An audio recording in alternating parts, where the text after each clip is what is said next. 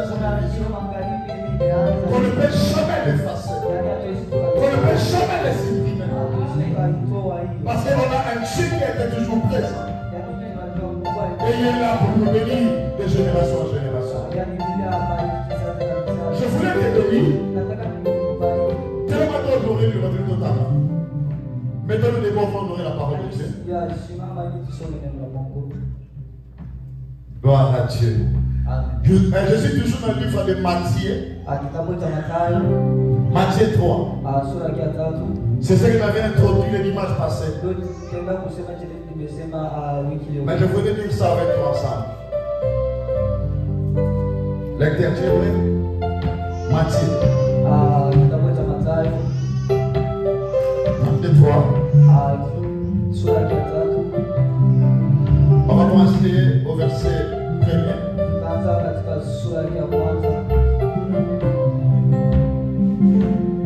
Et jusqu'au verset 8. Matthieu 3, de 1 à 8.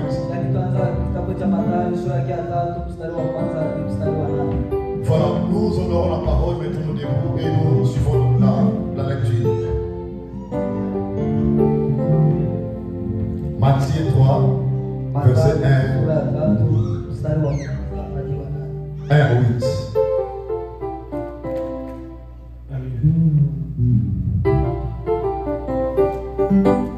Shalom. Shalom.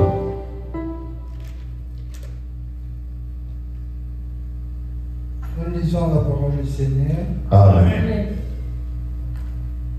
Matthieu chapitre 3, verset 1 à 8. À ces temps-là, parut Jean-Baptiste, prêchant dans les déserts de Judée. Chapitre 2. Il disait: répandez-vous, car le royaume des cieux est proche. Chapitre 3. Verset 3. Oui, verset 3. Jean est celui qui avait été annoncé par Isaïe, le prophète, lorsqu'il dit: c'est ici la voix de celui qui crie dans les déserts, préparez le chemin du Seigneur, aplanissez ses sentiers. Verset 4. Jean avait un vêtement de poil de chameau et une ceinture de cuir autour des reins.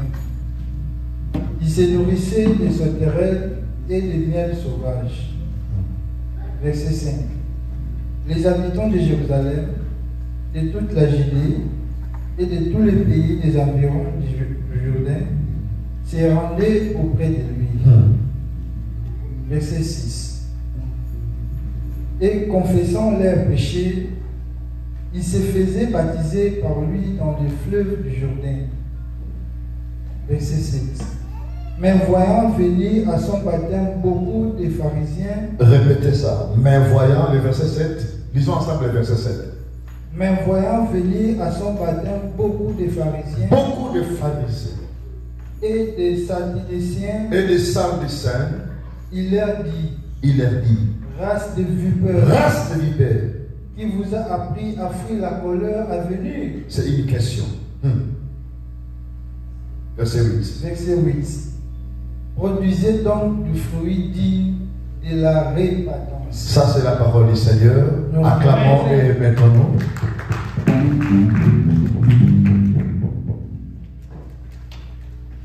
J'avais clôturé mon sujet sur la reconnaissance.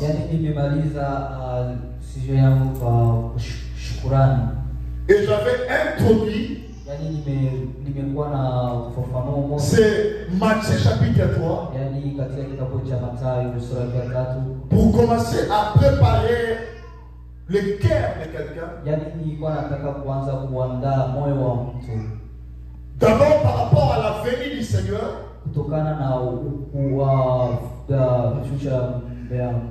Et par rapport à la bénédiction même matérielle.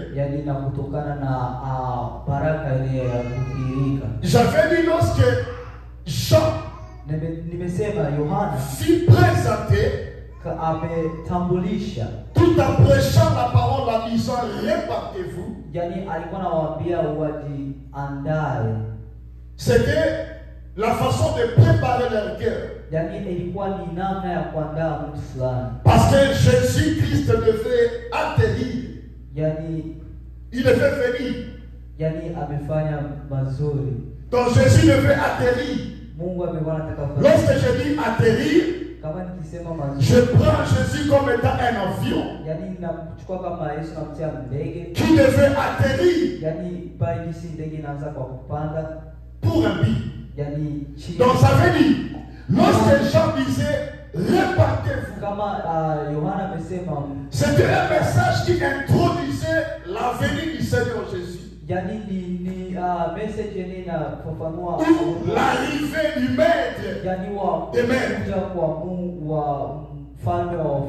Voilà pourquoi Esaïe a prophétisé cela.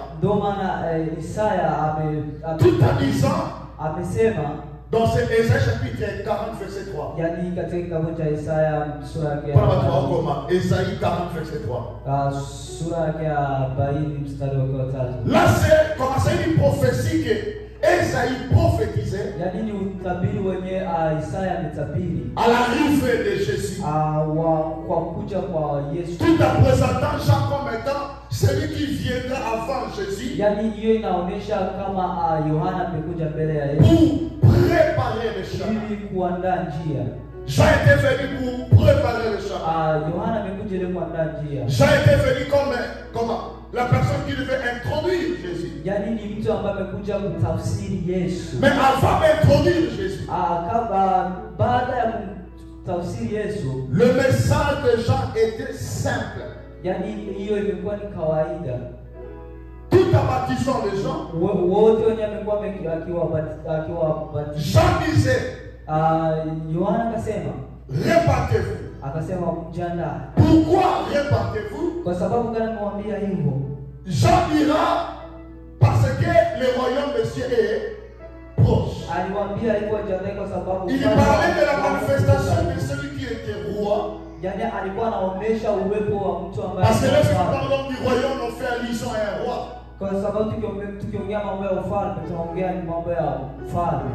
Comme lorsque nous parlons des pays, on fait allusion au président. Quand nous parlons des fois des empires, on fait allusion aux empereurs. Maintenant, ici, Jean est en train de faire une allusion avec le royaume pour dire qu'un roi devait atterrir ou arriver. Mais pour son arrivée ou pour atterrir, Jésus ne devait pas arriver tout en trouvant le peuple d'Israël dans un état d'inconscience. Jésus ne devait pas venir si le terrain n'est pas préparé. Voilà pourquoi Jean devait se présenter d'abord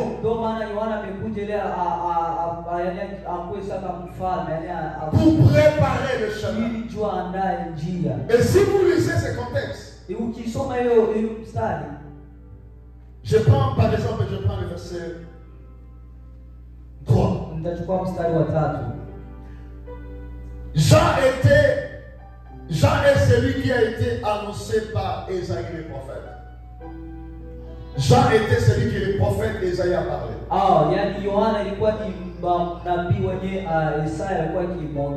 Lorsqu'il dit, c'est ici la voix de celui qui crie dans les déserts.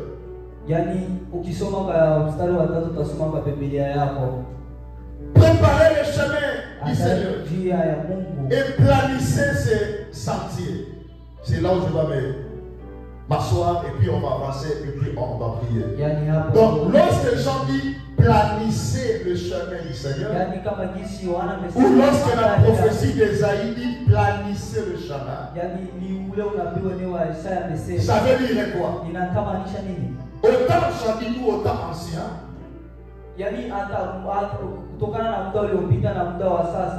pour qu'un souverain puisse arriver ou un président ou une appareil puisse arriver quelque part,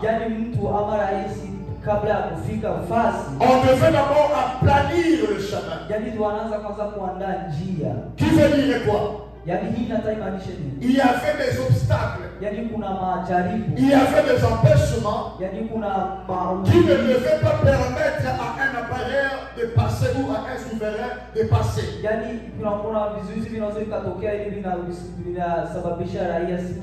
Je m'explique. Par exemple, on fait appeler le prédicateur.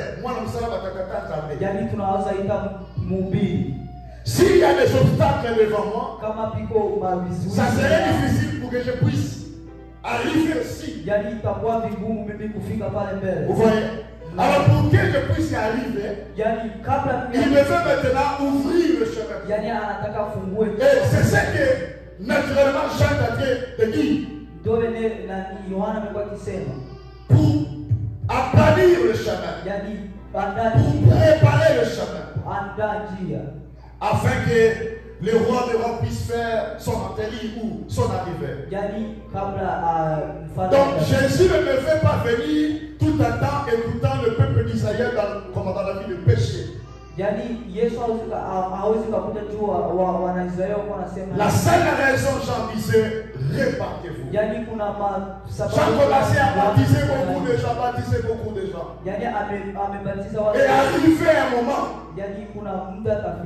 il y a eu des pharisiens qui arrivaient. C'est le verset 7. Mais voyant venir à son baptême beaucoup de pharisiens et des sadducéens, il leur a dit, race de vipères. Ça veut dire, il baptisait les gens. Mais il y a une catégorie de gens qui s'est présentée. Jean directement détectera que vous ne méritez pas d'abord d'être baptisé. Mais vous devez d'abord commencer à l'importance. En réalité, vous ne méritez pas d'abord à travailler. Vous ne méritez pas d'abord à faire des maisons, des voitures. Vous ne méritez pas cela. Mais vous avez d'abord besoin de commencer quelque part pour arriver au baptême.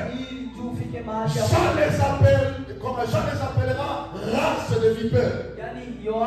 Ça veut dire, Jean a remarqué une catégorie de gens différemment par rapport aux gens qui viennent se faire le baptême de Jean.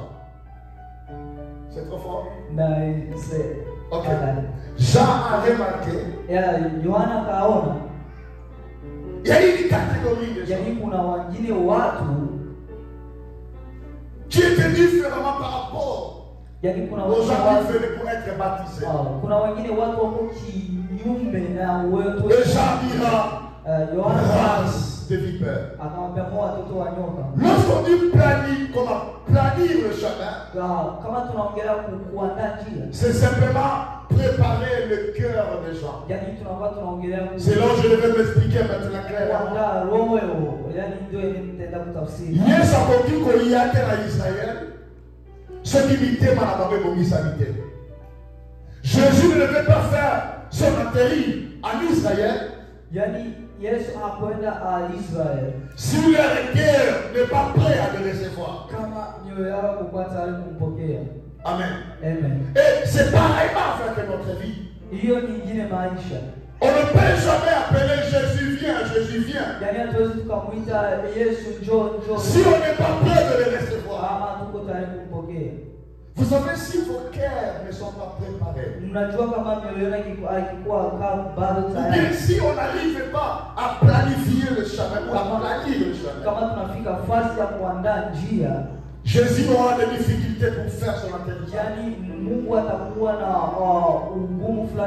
Voilà l'une des raisons. Je suis ici. Voilà l'une des raisons. Dieu m'a préparé. Voilà l'une des raisons. Dieu savait qu'un jour, après avoir traversé le pays, tu te retrouveras au jardin de mon enfant. Et Dieu le savait que tu auras un mois, ou un pasteur. Serviteur de Dieu. Qui sera ensemble avec vous? Dieu n'a pas, comme Dieu n'a jamais fait quelque chose de hasard. Dieu est toujours préparé son peuple. Ton cœur a besoin de Jésus. Je le répète encore, je dis que ton cœur a besoin de Jésus. Oh, je le répète encore à disant ton cœur a besoin de Jésus. Je le répète encore que ton cœur a besoin de Jésus. Tu ne peux pas avancer dans ta vie, assister ou recevoir des bénédictions par la prédication sans savoir te positionner. Alors rapidement, Jean voulait dire ceci. Changez votre direction.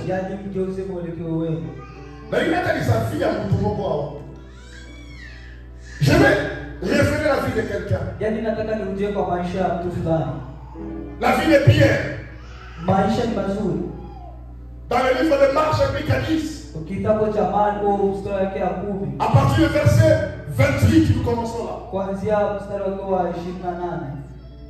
Marc chapitre 10, verset 28.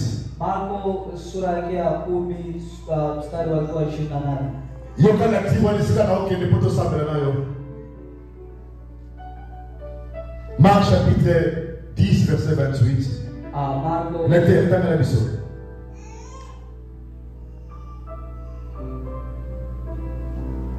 Répentez-vous. Marc chapitre 10, verset 28.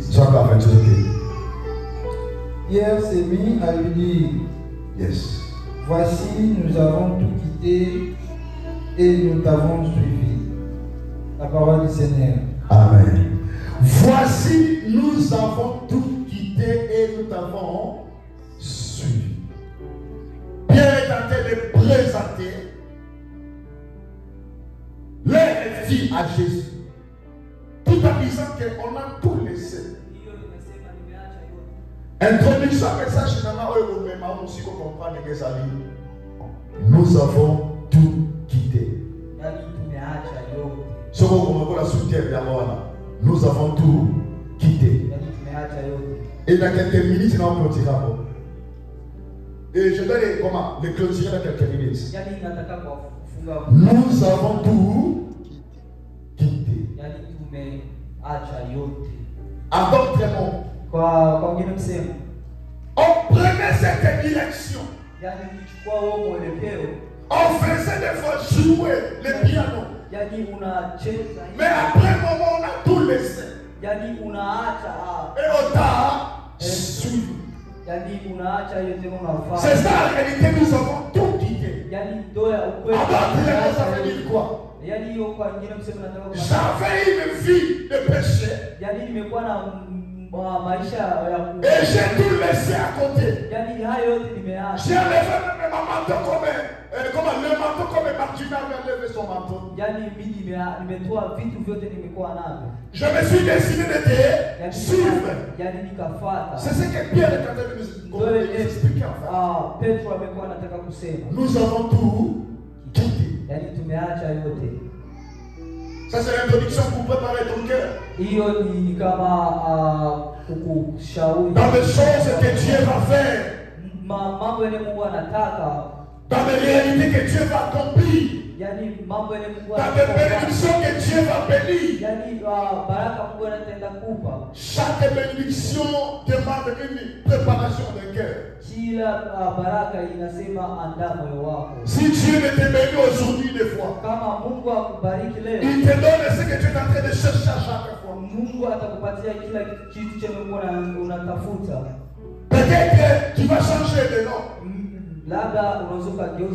Tu ne seras plus ce que tu devrais être peut-être. Parce que lorsque Dieu nous donne, lorsque Dieu nous bénit des fois, c'est là où maintenant on va comprendre qui est Michel. C'est là maintenant on va comprendre qui est Choco. C'est là maintenant on va comprendre qui est Tina. C'est là maintenant on va comprendre qui est Tomate. En réalité, des fois, la pauvreté,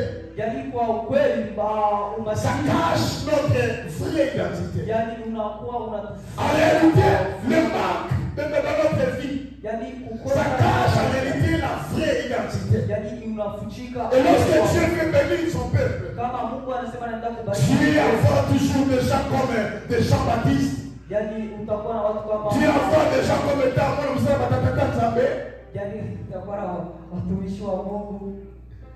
pour préparer les cœurs. Et voilà pourquoi Pierre dira, nous avons tout quitté. Pierre n'a pas dit que j'ai laissé quelque chose, mais j'ai tout abandonné à côté. Ça veut dire, Pierre me fait comprendre que mon intérêt c'est quoi tout à suivre Jésus. Pierre ne prenait pas le devant seulement de parler pour les autres. Il ne défendait pas seulement les gens tout en coupant des fois, comment en coupant des fois l'oreille des soldats. Mais Pierre avait aussi besoin de trouver qu'on a bénéficié quand même de ce Jésus. On a tout quitté et puis Jésus a fait du bien comme dans nos vies. On a tout laissé et après Jésus nous a bénis aussi. Mais quel est l'avantage de suivre Jésus sans avoir été récompensé? C'est ce que Pierre devait révéler. Et le quitter de Pierre, c'est le message des gens. Répandez-vous. Ça veut dire, Pierre avait dit, je me suis répandu. J'ai cherché la direction. Je t'ai suivi. Je sais que Matthieu ne va pas parler de ça. Je sais que Luc ne va pas parler de ça. Je sais que Jean ne va pas parler de ça. Mais moi, je dois prendre la parole pour représenter tout le monde. Tout à disant que nous avons tout quitté. Non, mais maintenant, encouragez-moi dans ça pour commencer à la carte de secours. Et arrive des fois, dans notre vie, il arrive des fois dans notre vie, il y a des moments que nous posons beaucoup de questions des fois. Et ça vient prendre comme des réponses favorables.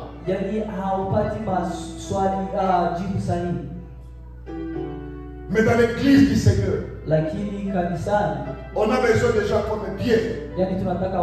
Si Jean ne sait pas bien parler, ou si Jean est timide, mais un Pierre qui dira à l'intérieur positif que nous avons tout quitté, on t'a suivi.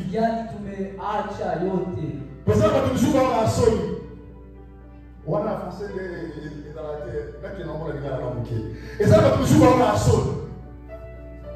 Et ça va toujours être hypocrite. Mais on a besoin de gens comme Pierre. Pour Pierre Ayano, que nous avons tout quitté. Ça veut dire, Pierre lisait le cœur de ses frères. Et il devait se présenter pour parler à leur faveur.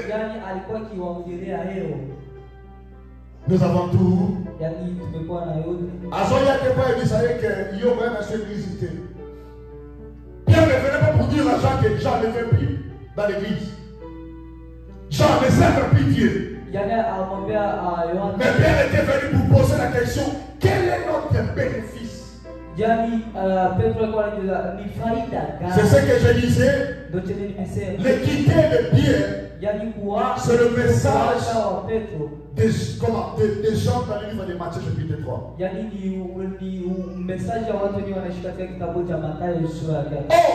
Oh, quitter. Alors, c'est perdre. Quitter, ça signifie perdre. Amen. Amen. Donc là, si nous parlons de la repentance, ça veut dire j'ai perdu ma vie que les gens me voyaient que je suis super. J'ai perdu mes boîtes de nuit. Et je me suis décidé de suivre Jésus. J'ai perdu Componatolo. Et que n'a Componatolo, on a expliqué en français. J'ai perdu Componatolo. J'ai perdu mon corps. Bien. Je me suis décidé de suivre Jésus. J'ai perdu ma prostitution. Je me suis décidé de suivre Jésus. C'est ça la réalité. Nous avons tout quitté. Oh, c'est la roi. Tu attends le roi, le roi viendra. Tu attends le roi, le voiture. Ça va arriver dans son temps. Mais Dieu veut d'abord que tu puisses changer de direction. Non, comme les choses qui m'ont fait que je suis basé, n'habiter dans le gouvernement de la Moussous. Je ne vais pas passer de l'autre côté. Je vais chercher une autre voie. Si je le vois ici, il y a des obstacles. Je peux chercher. Comment je peux protéger ma vie? Avant la gloire de Dieu soit manifestée. Avant la gloire de Dieu soit manifestée. L'église de Dieu l'église de Dieu est censée de quitter ou de changer la direction. Si l'église de Dieu ne change pas la direction, la main avec vous l'église. Recevez les maisons, recevez les services, mais si on ne change pas la direction, la gloire du roi ne descendra jamais. Si on ne change pas la direction, la gloire du maître ne descendra. Je pensais que je parle à quelqu'un ici. Aussi longtemps, nous avons besoin du règne ou la gloire de Jésus. Aussi longtemps, on a besoin de la gloire de Jésus. Il faut d'abord commencer à quitter. Quand on est dans le moment, maintenant on quitte déjà. Parce que l'église de Dieu est en train de mourir. Simplement parce qu'on ne veut pas quitter.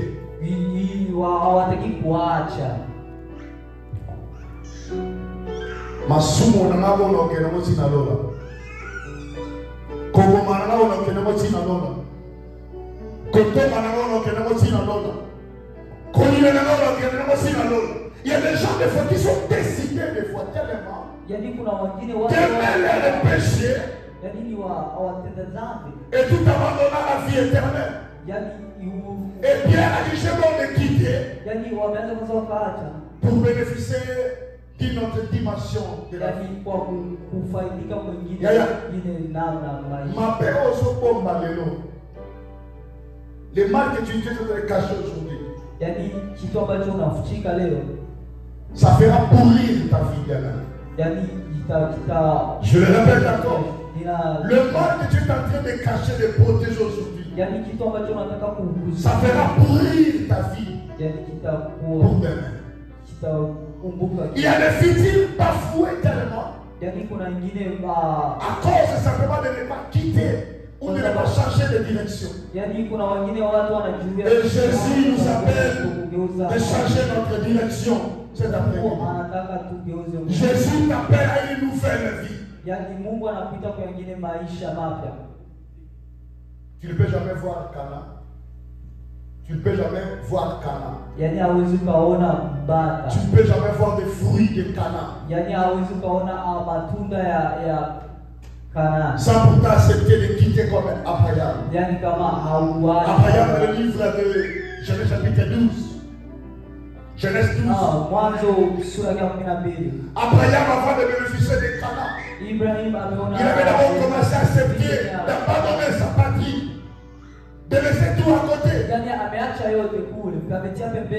Abraham avance à la papelle du col. Abraham a accepté de tout abandonner. Yani amekubali kuacha yote. Amen. Amen. Après avoir accepté de tout, abandonné. Yani amekubali kuacha yote. Qui peut se présenter comme Abraham aujourd'hui? Nani anaweza kuwa kama Ibrahim? Qui peut se présenter comme un champ, comme un bien aujourd'hui? Pour dire à Jésus que nous avons tout quitté. En réalité, la question de bénédiction ou de bénéfice, c'est lié d'abord à la première position. Ça veut dire quoi? Avant d'avoir les bénédictions, il faut commencer à quitter d'abord. Ça veut dire Jésus a tout pour moi et toi. Mais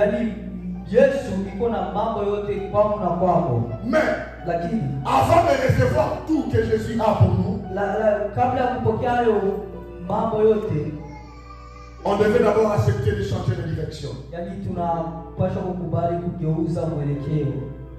C'est clair? Est-ce que j'ai venu la vie de quelqu'un? Est-ce que ça entre ou pas? Est-ce que ça entre? Est-ce que ça entre? Jésus a tout pour nous. Mais il nous conditionne avant de le recevoir. La condition est très simple.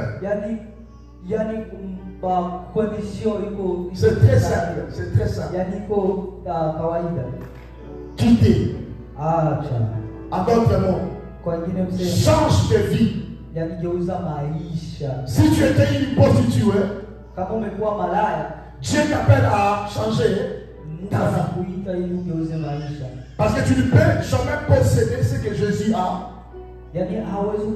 Si tu ne veux pas te promener selon le langage du maître, ou si tu ne veux pas suivre les règles du maître, il y a l'homme qui tombe comme on s'en a la terre.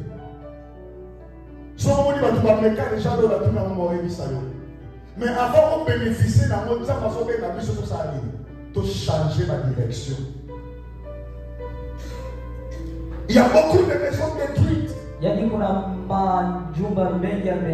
Parce que les gens ne veulent pas changer leur direction. Ça veut dire les gens ne veulent pas une nouvelle vie. Essaie un peu de voir ta vie. Depuis que tu as reçu, comment tu as reçu Jésus, quelles sont les choses anciennes qui sont changées dans ta vie?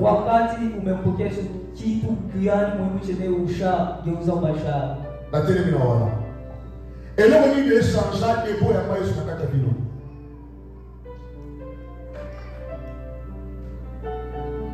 Non, on va la parfaiter. Non, on va la moto et arriver dans des fois. À ça, il sous.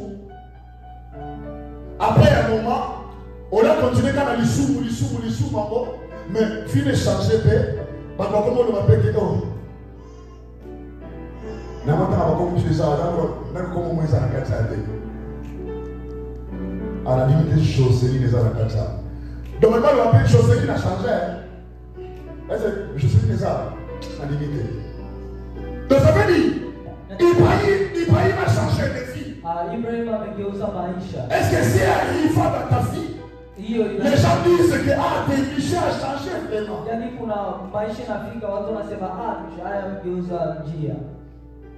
Et c'est arrivé.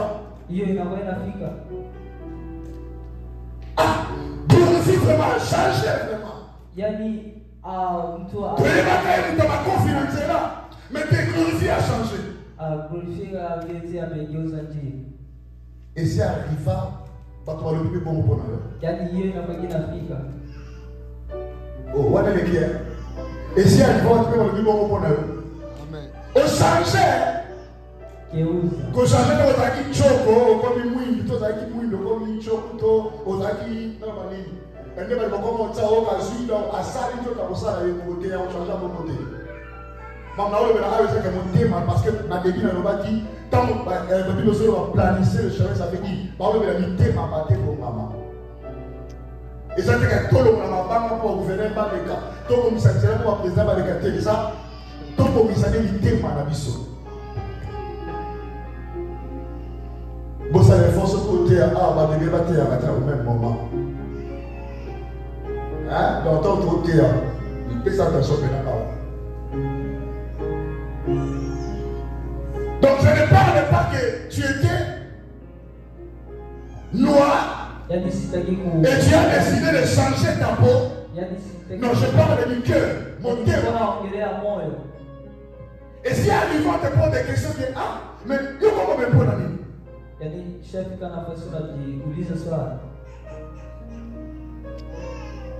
Mais comment on peut se rappeler? Comment on peut se Michel, il faut dire que c'est comme donc toi tu me fais le prix, Michel. Et comment tu es à niveau maintenant, on va dire tu as changé vraiment. Sinon, ce n'est pas important des fois de venir à chaque fois, prier, de venir chercher Dieu à chaque fois. Si tu ne veux pas quitter ou changer de direction. Papa Chomomoni, hein? Donc Dieu nous appelle à une nouvelle vie.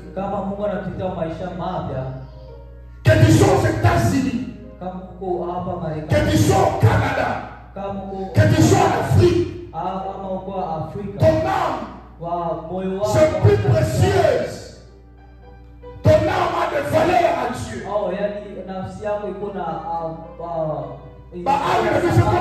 Il utilité pour ton commun aux États-Unis. Ah, attention. Tu as de valeur en réalité.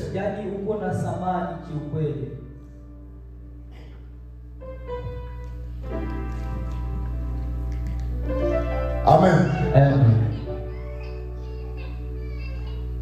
Alléluia. Amen. Faut pas tout le monde apprendre que changer maintenant. Toi tu vois ça à la jeune attaque d'église.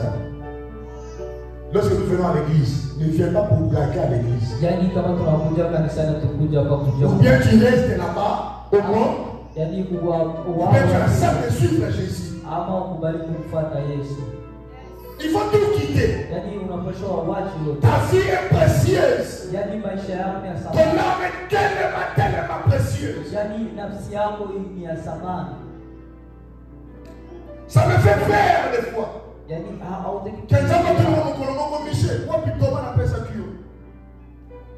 C'est pourtant parler de la parole du Seigneur comme les gens prêcher la parole du Seigneur. Jésus a besoin que tu puisses quitter le monde de péché et de changer ta direction. Si les maisons vous troublent aujourd'hui, si les maisons te fatiguent, ça vous trouble aujourd'hui. L'enfer vous troublera plus que ça. Je le répète encore.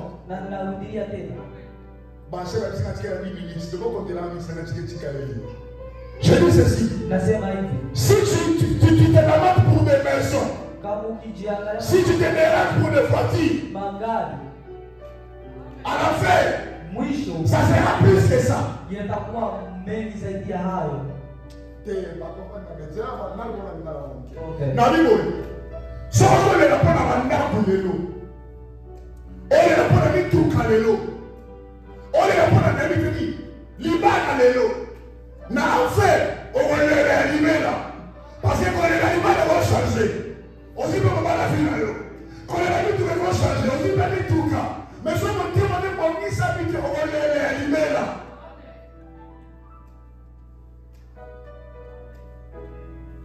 Lorsque je parle de ces choses,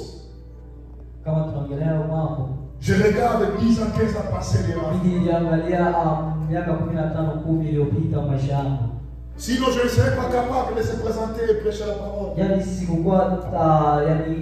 Lorsque je parle de ces choses, telle est ma sérieux, je réfléchis encore sur ma jeunesse. Il y a des choses aussi nous. Dieu, par sa grâce, il nous a fait grâce de quitter. Pour la nioté. Pourquoi pas toi? Nous avons besoin de la Tu as besoin que tu puisses commencer une autre histoire, une nouvelle histoire. Yani Mungu anataka uanze ingine magharibi, yani jioni. Ta vie est précieuse, ya maisha yako ni ya thamani.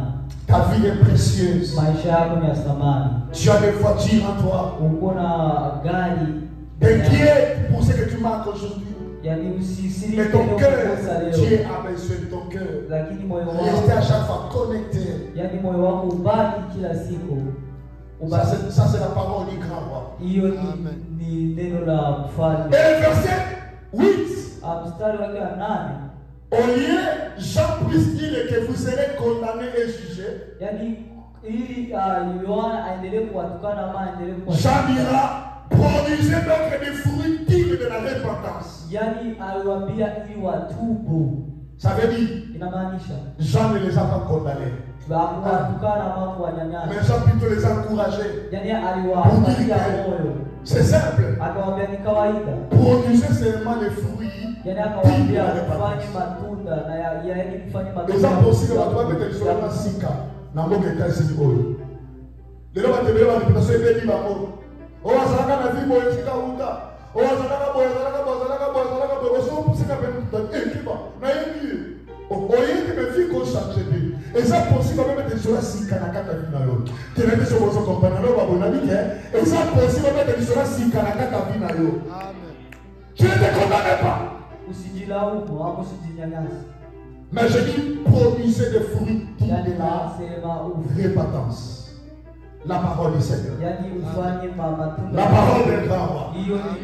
Que Dieu vous bénisse. Que Dieu vous.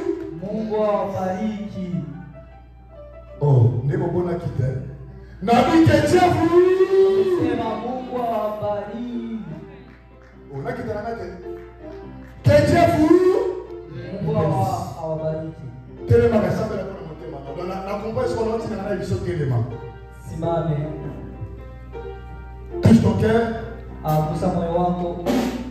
Dis à Dieu seulement. Je sais que ma vie est précieuse. Aide-moi, Saint-Esprit. Je vais produire des fruits dignes de la repentance. Prie pour ton cœur. Que mon Dieu vous bénisse. Prie pour ton cœur.